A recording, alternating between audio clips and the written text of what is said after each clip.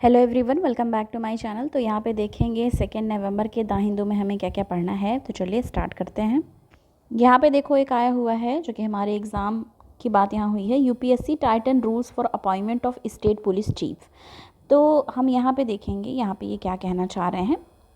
यहाँ कहा जा रहा है only police officer will at least 6 month of service left before requirement will consider for appointment as a DGP. मतलब क्या कहा जा रहा है कि जो police officer, only police officer जो जिनकी क्या हुआ है with at least 6 month of service left, मतलब उनकी 6 महीने की सर्विस बची रहेगी बिफोर रिटायरमेंट, उनको ही कंसिडर किया जाएगा डीजीपी के पोस्ट के लिए, यानी कि डायरेक्टर जनरल ऑफ पुलिस के लिए। स्टेट की बात हो रही है, ठीक है। यूपीएससी ने ऐसा बताया है, said in amendment guideline, so in amended guidelines issued last month, जो कि लास्ट मंथ ये गाइडलाइंस इशू हुई है। तो ये लाइन याद रखनी है क्योंकि हमारे एग्जाम के पॉइंट ऑफ व्यू से है। इन अनदर और जो लोग बनना चाहते हैं, जो पुलिस में जाना चाहते हैं, उन लोग के लिए भी एक तरीके से ध्यान दे सकते हैं वो। In other the change implement committee constitute by UPSC will not access Indian police service. क्या कहा जा रहा है, अनदर जो चेंजेस किए गए इम्प्लीमेंट किया जाएगा, implement committee the empanelment committee जो कॉन्स्टिट्यूट की गई है यूपीएससी की तरफ से, विल नॉट एक्सेस, वो एक्सेस नहीं करेंगे आईपीएस ऑफिसर्स को on central deputation for a state GDP post if union ministry of home affairs says it will not be possible to relieve the officer. तो मतलब आप समझ गए ना किसको किया जाएगा, जो 6 मंथ जिनकी रिटायरमेंट बाकी है। Favourite officer, a government source said the guidelines were revised to discourage state from appointing favourite officers. तो ये डिस्करेज करेगा, जैसे क्या होता है कि कई बार अपने फेवरेट ऑफिसर को ये लोग उस पोस्ट पे पहुंचा देते हैं, तो वो ना हो इसके लिए भी किया जा रहा है। About to retire in a bit to extend their tenure, और कई बार ये पोस्ट देके उनके टेन्योर को भी क्या कर देते हैं, एक्सटेंड कर देते हैं, बढ़ा देते हैं। The guidelines which were amended on September 22 to send to the state September 26। तो ये चीज़ें हैं। The number of short listed officer can not exceed 3 but may consist less than 3 officers in exception circle. तो मतलब आप समझ गए होंगे बाय पासिंग प्रोसेस और ये सब क्या है। डीजीपी को लेकर के अमेंडमेंट की यहाँ पे जो लास्ट यहाँ पे बताया जा रहा है कि हुआ है, उसकी बात यहाँ पे की जा रही है लास्ट मंथ। तो ये हमें पता होना चाहिए क्या रूल है, जिससे फेवरेटिज्म को बढ़ावा ना दिया जाए, उसकी बात यहाँ पे की जा रही है। Ban on construction if severe air quality test. तो सीवियर एयर क्वालिटी टेस्ट होगा, उसके बाद कंस्ट्रक्शन पे बैन करना होगा। और ये मोस्टली आपको पता है दिल्ली और यहाँ सब पे बहुत ज़्यादा पोल्यूशन और ये सब देखा जा रहा है, ठीक है। आगे देखेंगे, आगे आ जाएंगे और कौन सा हमें पढ़ना है। पॉलिटिकल न्यूज़ हमें उतनी ध्यान नहीं देनी होती है, ये आपको ऑलरेडी पता ही होगा अभी तक। तो आगे बढ़ते हैं। म्यूजिशियन म्यूजिकोलॉजिस्ट लीला ओमश्री नो मोर, मतलब इनकी डेथ हुई है, तो इसलिए ये न्यूज़ में है, इनको भी देख लेते हैं। क्लासिकल म्यूजिशियन थी ये, ठीक है। लीला नाम था इनका, Leela ji, who was known for her large body of research work related to various streams of classical, Indian classical and folk music. मतलब ये इंडियन क्लासिकल और फोक म्यूज़िक देती थी, ठीक है। और ये कहा जा रहा है कि had proved her in the Carnatic music, मतलब एक कार्नेटिक म्यूज़िक में भी, और हिंदुस्तानी म्यूज़िक और सुपाना जो ये सब म्यूज़िक फॉर्म है, और फोक सॉन्ग, इसमें ये ज़्यादा एक्टिव थी। She retired as the head of the music department at Delhi university. तो ये रिटायर हुई म्यूज़िक डिपार्टमेंट से, हेड थी ये म्यूज़िक डिपार्टमेंट की दिल्ली यूनिवर्सिटी में, और वो 28 साल तक वहाँ पे उन्होंने काम किया था। She serve for 28 years.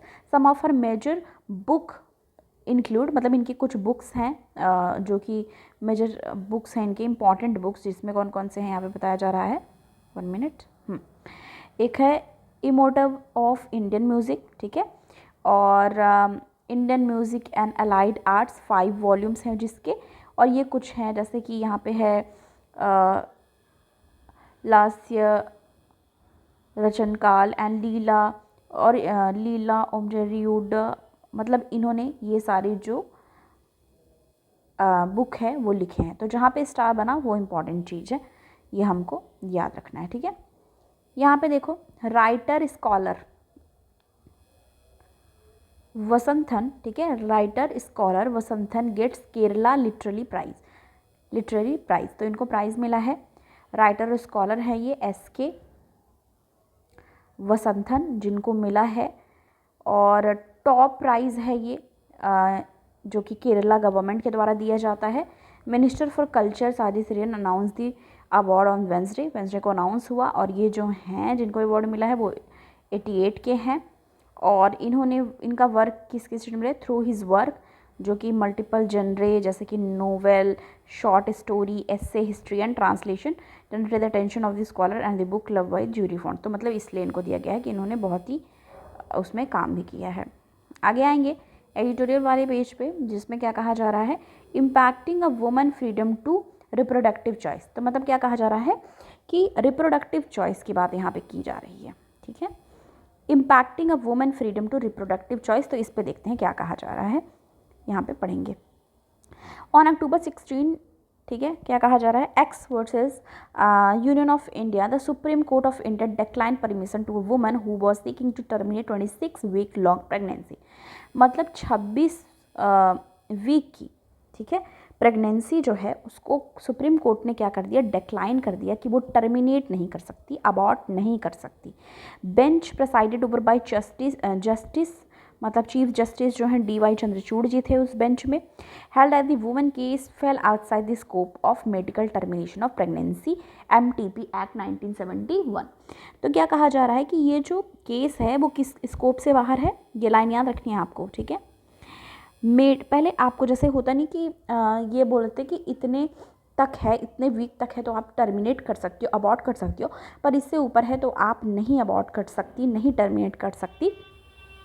तो जितना medical termination of pregnancy MTP act में दिया गया है 1971 में, उसके स्कोप से आगे बढ़ चुका है, यानी कि 26 वीक लॉन्ग प्रेगनेंसी है जिसको डिक्लाइन कर दिया गया सुप्रीम कोर्ट के द्वारा कि वो नहीं टर्मिनेट कर सकती। The court says that the state permitted the termination of pregnancy beyond 24 weeks only in the case, मतलब 24 वीक्स तक ही क्या कर सकते हैं? टर्मिनेट कर सकते हैं।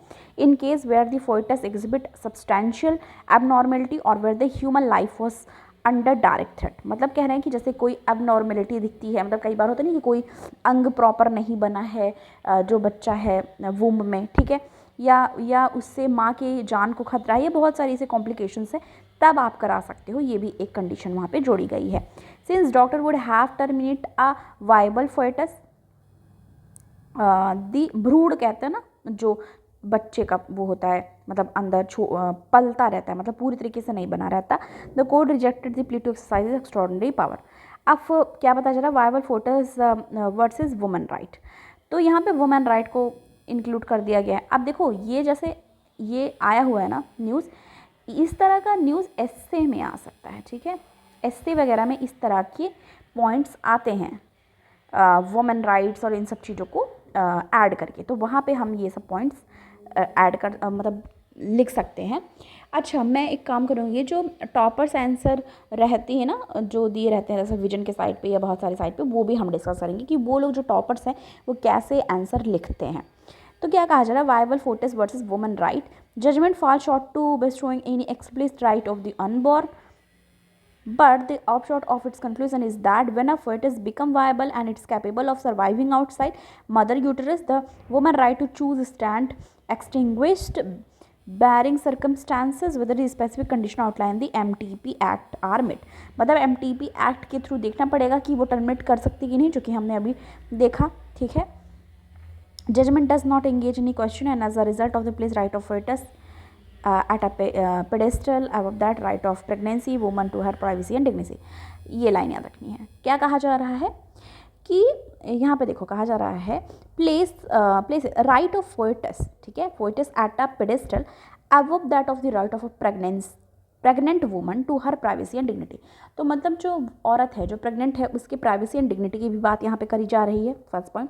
सेकेंडली ये कहा जा रहा है court fail to examine whether the MTP act is merely an enabling legislation, does the statute facilities the exercise of fundamental rights. तो मतलब जो फंडामेंटल राइट्स है ये सब सारी बातें यहाँ पे की गई है। कंसिडर द फैक्ट पिटिशनर जो है 27 ईयर्स ओल्ड मैरिड वुमन है।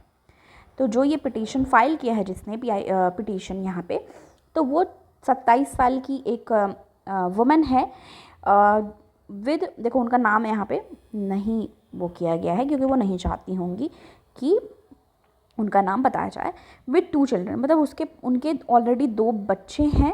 पिटिशनर जो है 27 ईयर्स ओल्ड है, 2 चिल्ड्रन ऑलरेडी हैं। The youngest barely a year old, मतलब जो सबसे छोटा बच्चा है उनका अभी 1 साल का भी नहीं हुआ है, बेयरली अ ईयर ओल्ड है। वांट हर प्रेगनेंसी टर्मिनेट, वो नहीं चाहती हैं, मतलब क्योंकि उनका बच्चा बहुत छोटा है, अब वो नहीं चाहती हैं तीसरा बच्चा, क्योंकि उस वजह से भी।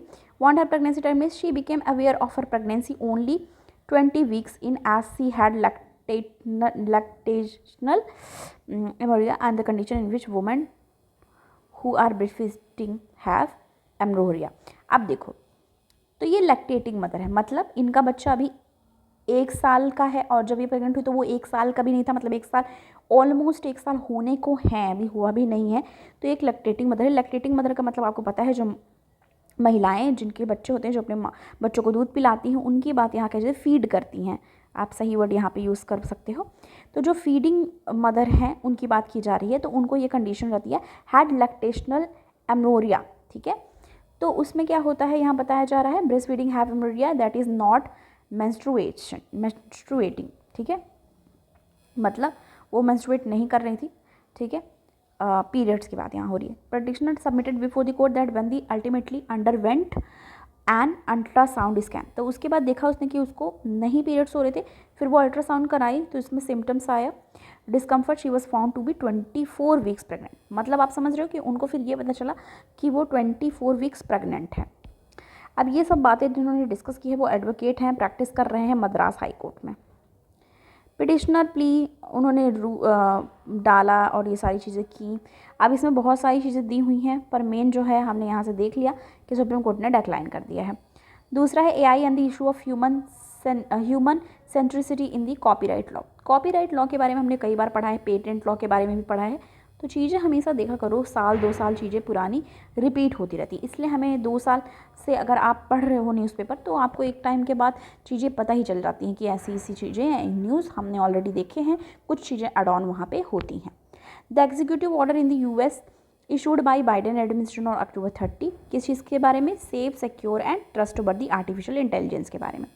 किस बारे में उन्होंने क्या किया है, इशू किया है order, safe secure and trustworthy AI artificial intelligence के बारे में। Illustrate the changing attitude of global leader towards AI regulation. Implementing and use of AI without necessary safeguard can have enormous implications of the future of humanity and the change in regulatory approaches are welcome development. एक तो ये हो गया। Ownership and enforcement की बात करी जाए, one of the main areas where AI has raised जो question is ownership and enforcement of intellectual property right. IP right की बात की जा रही है, इंटेलेक्चुअल प्रॉपर्टी राइट की बात, IPR की बात की जा रही है यहाँ पे। जैसे एग्जाम्पल के तौर पे देखें, वाइल जनरेटिव AI टूल्स जैसे कि ChatGPT कई बार हमने डिस्कस किया, जो बहुत पहले से पढ़ रहे होंगे, and Midjourney allow peoples with the minimal creativity skill to produce reasonable beautiful outputs. तो मतलब ये सारी चीज़ें दी गई हैं। रिसेंट डिसीजन जो है US का, US डिस्ट्रिक्ट कोर्ट का, कोलंबिया का, जो कोलंबिया वहाँ पे जगह है, Stephen Thaler versus Sira is remarkable because it provides some insight on whether copyright can exist, कि copyright exist कर सकता है, जो भी वर्क मतलब क्या copyright exist कर सकता है जो क्रिएट कर रहे हैं AI के द्वारा, तो उसके सब के बारे में यहाँ पे बात की जाइए। there is a need to be caution approach in the extending IP protection to work generated by AI, मतलब AI सब लोग काम कर रहे हैं तो क्या उसमें copyright और ये सब की बात यहाँ पे करी जा रही है। नेक्स्ट देखेंगे, आज वीडियो थोड़ी लेट में इसलिए आ रही है क्योंकि कुछ प्रॉब्लम हो गई थी, इस वजह से ये हुआ कि गैप ना हो, इसलिए मैं प्रोवाइड कर रही हूँ, पर रेगुलर वीडियो आपको मिलती रहेगी। 12 बजे तक वीडियो मिल जाएगी डेली, सुबह की बात हो रही है। तो देखो, टेस्टिंग कॉन्टेस्ट में हमारा कुछ ना कुछ इंपॉर्टेंट रहता है। आज क्या बात हुई, understand the US Israel relation. तो US इजराइल रिलेशन, अब देखो आपको इससे ही पता चल गया कि इंटरनेशनल रिलेशन की बात हो रही है क्योंकि कंट्रीज इन्वॉल्व हैं, ठीक है। क्या कहा जा रहा है, the US has withstood on the UN Security Council resolution that call for humanitarian pause to Israel attack and voted against resolution at UN General Assembly calling for humanitarian truce। तो humanitarian जो है resolution, उसकी बात की जा रही है। कहा जा रहा है 1922 और 1944 में यूएस कांग्रेस ने पास किया था रेजोल्यूशन, इंडोर्स किया था बल्फोर डिक्लेरेशन। अब इस डिक्लेरेशन के बारे में आपको जानना है कि अगर पूछ लिया इस डिक्लेरेशन के बारे में किस चीज़ से रिलेटेड है तो हमें वो पता होना चाहिए, बल्फोर डिक्लेरेशन। इसमें क्या हुआ था, the US was the first country that recognise Israel in 1984। तो यूएस पहली कंट्री थी जिसने रिकॉग्नाइज किया इसराइल को 1948 में। The recognition came in 11 minute after the proclamation. तो उन्होंने 11 मिनट में के प्रोक्लेमेशन के बाद उसको क्या किया था, रिकॉग्निशन दी थी। The US offer practically unconstitutional financial military and political support for Israel. तो क्या बताया गया, जो यूएस का ऑफर था प्रैक्टिकली वो unconstitutional financial military and political support था इजराइल के लिए, which has been occupying Palestinian terrorist since 19। तो मतलब एक तरीके से ये बताया जा रहा है, एक तरीके से ये उस पर इल्ज़ाम लगाए जा रहे हैं। तो ये आप देख सकते हो, इस पैलेस्टीनियन गाजा ये सब बहुत ज़्यादा चल रहा है, पैलेस्टीनियन वॉर और ये सारी चीज़ें चल रही हैं। तो जब आप देख लो अभी उसका हो रहा था, क्या बोलते हैं, यूक्रेन का रशिया का चल रहा था, अब ये चल रहा है। तो वर्ल्ड में कितनी ज़्यादा फ्लक्चुएशन, कितनी ज़्यादा डिस्टर्बेंस चल रही है, ये आप देख सकते हो। अब ये सब के चलते आप देखो कि कंट्री जो सही चल रही हैं वो आपस में ही लड़ ले रही हैं। जैसे हमारी कंट्री के अंदर कितनी सारी चीज़ें अंदर ही हो रही हैं, रिलीजन को लेके, ये सब को लेके बहुत सारी चीज़ें चलती रहती हैं। Author Nandini Das win 2023 British Academy book prize. तो इस तरह के क्वेश्चंस पूछा जाता है, स्टेट पीएससी और यूपीएससी में भी आता है। तो जो अथर है नंदिनी दास, जिनको 2023 का ब्रिटिश एकेडमी बुक प्राइज़ मिला हुआ है, इंडियन बॉर्न ऑथर हैं ये, जिनका नाम है Nandini Das, name the winner of 2023 British Academy book Prize मिला है global culture understanding leading international non fiction award है ये, और जिसमें प्राइज़ मनी कितनी है 25,000 वहाँ की जो ब्रिटिश की वो है पौंड, उसमें पाउंड जो भी है, for her book England Mughal. अब इनकी कौन सी बुक है उसके लिए, जिसके लिए मिला है इनको, England Mughal India and origin of empire. तो ये लाइन आपको यहाँ से याद रखनी है, ठीक है, ओके। तो इनको पाउंड में मिला है, कितना पाउंड मिला, 25,000 पाउंड, जो कि वहाँ का क्या था, प्राइस था। और इनकी किस बुक के लिए मिला है ये याद रखना है, England Mughal India and origin of empire. The UK based academic debut work describe as the true origin of story of Britain and India told show England first diplomatic mission to Mughal court. तो Mughal court में जो first इनका diplomatic mission था उससे related ये book इन्होंने लिखा, जिसमें इनको इस चीज़ को मिला, जिसमें क्या किया गया, was revealed as this year winner at this ceremony at the British Academy in London, जिसको लंदन में ब्रिटिश एकेडमी में क्या करा, मतलब इनको विनर घोषित किया। As a professor English faculty at the university of Oxford. तो ऑक्सफोर्ड में क्या है ये, English faculty, 49 years old author, sought to present a new perspective on origin of empire through the story of arrival of first English ambassador in India, Sir Thomas Roe। अब देखो यहाँ से ये लाइन कैसे इंपॉर्टेंट हो जाती है। अब देखो इनको किस, अब ये तो मुझे लग रहा है बहुत ज़्यादा इंपॉर्टेंट है, यूपीएससी में पूछेगा ही, और अगर यूपीएससी में नहीं तो अदर बीसीएस एग्जाम्स जो आप देते हैं उसमें पूछ लेगा कौन सी बुक है जिसके लिए ब्रिटिश ये जो इनका अवार्ड मिला है, British Academy book prize award मिला हुआ है। साथ ही साथ ये यहाँ से इंपॉर्टेंट है थॉमस रो, ठीक है, India's ambassador India sir Thomas Roe की बात की जा रही है, फर्स्ट इंग्लिश एम्बेसडर इंडिया। अब ये यहाँ पे बताना आपको कमेंट करके, हालांकि मैं खुद ही बता देती हूँ। तो जो मॉडर्न हिस्ट्री की हम लोग बुक पढ़ते हैं, कौन सी बुक है वो आप सबको पता है, स्पेक्ट्रम की बात यहाँ पे हो रही है, वहाँ पे सारी चीज़ें दी गई हैं। जिन्होंने इसको अच्छे से पढ़ रखी होगी थॉमस रो के बारे में उनको जानकारी होगी। By using contemporary source by Indian and the British political figure official and merchant, she has given the story and unparalleled immediacy that brings life that easy earlier encounters and the misunderstanding that some time threat to wreck whole endeavor। तो ये मतलब ये सारे बारे में उन्होंने लिखा है। British Academy book prize formally इसको कहा जाता था नाइफ अल रूहान प्राइज़ कहते थे। इस्टेब्लिश हुआ था ये 2013 में to reward and celebrate best work of non fiction, जो कि नॉन फिक्शन वर्क के लिए प्राइज़ दी जाती थी। Miss Das will receive 25,000 pounds for winning the prize, and each of the shortlist working include Black Host of Empire, Long Death of Slavery, Failure of Emancipations, and Caribbean-born Chris Manchpara will receive 1000 pound each, तो मतलब इन लोग को भी मिलेगा। Okay, तो ये सारी चीज़ें हमने यहाँ पे देख ली है। ठीक है, यहाँ पे देखो कोझिकोड एंड ग्वालियर एंटर होगा क्रिएटिव सिटीज़ लिस्ट में। ठीक है, कोझिकोड कहाँ का है? इन केरला, एंड ग्वालियर इन मध्य प्रदेश। ये क्या होगी? प्रेस्टिजियस क्रिएटिव सिटीज़ बनेंगे लिस्ट ऑफ यूनेस्को के अंदर। Beauty okay, contributions the field of literature and music, क्योंकि इनका कंट्रीब्यूशन रहा है लिटरेचर और म्यूजिक में। अनाउंसमेंट वाज मेड बाय, देखो अनाउंसमेंट में किसके द्वारा दिया गया है? यूनेस्को के द्वारा।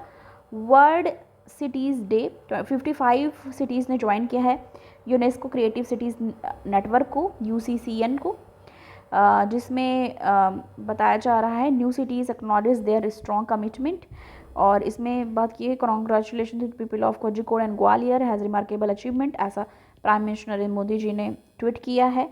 Newly designated creative cities participate कर रही हैं 2024 में UN एनुअल कॉन्फ्रेंस जुलाई 1 से 5 2024 में करी जाएंगी ये। ठीक है, यूनेस्को स्टेटमेंट ने मतलब इस स्टेटमेंट में बताया है। तो ये सब इम्पॉर्टेंट न्यूज है हमारे आज के लिए। ठीक है, इंडिया अपने आप को बता रहा है कि प्राउड है, India is proud to biggest development partner है ये बांग्लादेश का। कई बार ऐसे छोटे क्वेश्चन भी आ जाते हैं कि डेवलपमेंट पार्टनर किसका है, तो आप याद रख लो बांग्लादेश का। आगे देखेंगे ये PMI मैन्युफैक्चरिंग ग्रोथ रेट, एक मतलब पैसेंजर व्हीकल और ये सब। अब यहाँ पे देखो साइंस का पेज आया है। Haemoglobin isn't used only in blood, scientist ने डिस्कवर किया है। क्या कहा जा रहा है इसमें कहा जा रहा है test book have said decade that haemoglobin found in red blood cell RBC that made blood cells carries oxygen and essential for our survival. तो ये हम सबको अभी तक पता है कि जो हीमोग्लोबिन है वो कहाँ पाया जाता है? RBC यानी कि रेड ब्लड सेल्स में। और वो क्या करता है? ऑक्सीजन को क्या करता है? पहुँचाता है, कैरी करता है ऑक्सीजन, और वो जो हमारी बॉडी को प्रोवाइड करता है सर्वाइव करने के लिए। अ न्यू एंड सेरेंडिपिटस डिस्कवरी, इसमें क्या पाया गया? मतलब एक न्यू डिस्कवरी हुई जिसमें पाया जा रहा है, रिवील किया गया है कि haemoglobin isn't use by RCB alone, कि मतलब सिर्फ और सिर्फ RCB अलोन से, मतलब रेड ब्लड सेल से ही नहीं, रेड ब्लड सेल ही नहीं यूज़ करता, haemoglobin isn't use by RBCs only alone. In a study published in nature, मतलब स्टडी पाया गया है, साइंटिस्ट जो हैं चाइना के, from China have reported that, यहाँ पे बताया जा रहा है, देखो ठीक है, तो क्या कहा जा रहा है? जोनरुक साइट सेल्स, मतलब कौन से एक सेल की बात की, ये लाइन याद रखनी है आपको, इंपॉर्टेंट। कॉन्ड्रोसाइट की बात की जा रही है, एक सेल है दैट मेक कार्टिलेज, मतलब ये क्या करता है? कार्टिलेज बनाता है। ये क्या होता है? कनेक्टिंग टिश्यू होता है बोन के बीच में। ठीक है, तो ये कनेक्टिंग टिश्यू होता है बोन के बीच में, बोन आप सबको पता ही है। ठीक है, बोन के बीच में कनेक्टिंग टिश्यू होता है ये, और also make haemoglobin and seems to depend on their survival, तो ये भी सर्वाइवल के लिए होता है। अब आपको क्या पता चला? दो चीज़ें पता चल गई, एक तो RCB तो यूज़ करता ही करता है, साथ ही साथ कौन यूज़ करता है, यहाँ पे आपको बता दिया गया, जो कि कार्टिलेज बनाता है, जो कि एक कनेक्टिंग टिश्यू होता है between the bones. Haemoglobin body में किस किस तरह काम करता है ये सब दिया हुआ है यहाँ पे। हीमोग्लोबिन डज समथिंग, क्या करता है, एंड ऑक्सीजन स्टोर, किस तरह ऑक्सीजन सप्लाई करता है, तो ये सारी चीज़ें भी यहाँ पे दी गई हैं। ओके,